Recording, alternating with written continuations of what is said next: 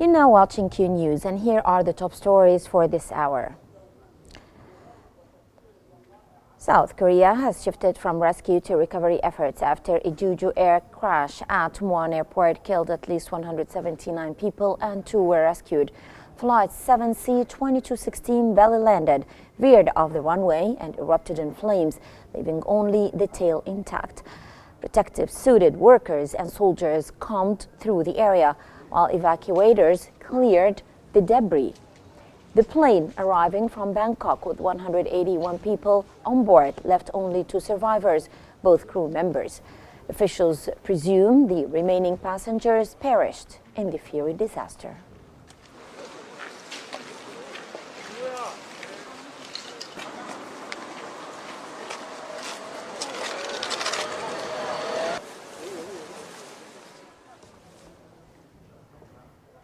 South Korea's acting president has also declared a 7-day national mourning period beginning on December 29th, following the Muan plane crash. He expressed condolences to the victims' families and designated Muan as a special disaster zone, which will enable state support.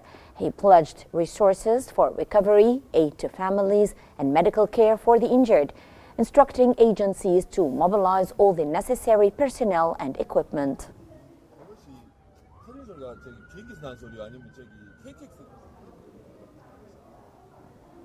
Boeing has extended condolences and confirmed that it has been in contact with Jeju Air following the crash of Flight 7C-2216.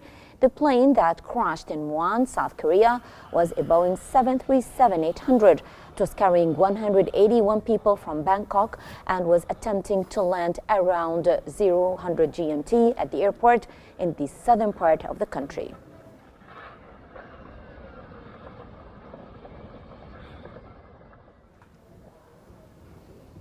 Media reports have confirmed that the Israeli occupation army has been advancing into southern Lebanon towns in recent days, including Al-Adasiyah, Al-Taiba, Al-Qantara, and Wadi al-Hajir.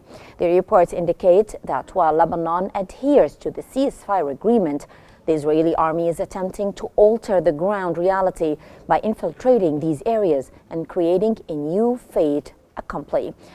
This move appears aimed at securing greater freedom of movement and operational activity in these Lebanese towns and airspace.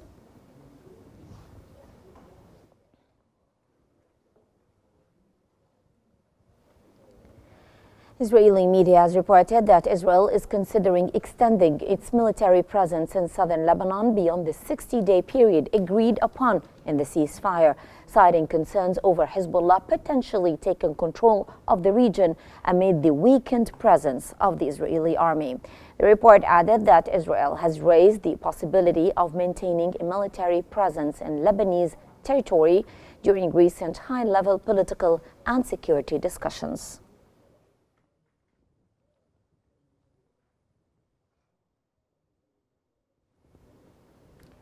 Egypt has strongly condemned Israel's systematic targeting of Gaza's healthcare infrastructure, including the recent evacuation of Kamal Adwan Hospital, which was the last major health facility in northern Gaza.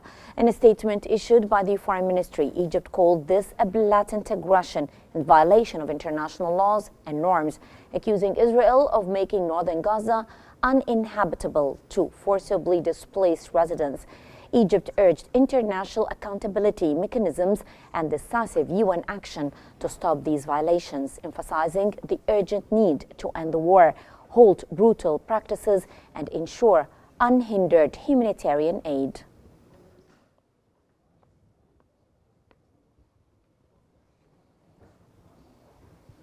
Palestinian news agency reported the deaths of 8 Palestinians and the injury of others in an Israeli airstrike that targeted Al-Wafa Hospital in the center of Gaza City.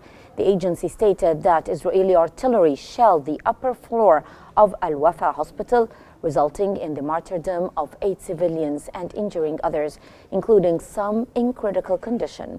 Additionally, an Israeli drone strike targeted an area near the displaced persons' tents at Al Yarmouk Stadium on Al Wahda Street in central Gaza City.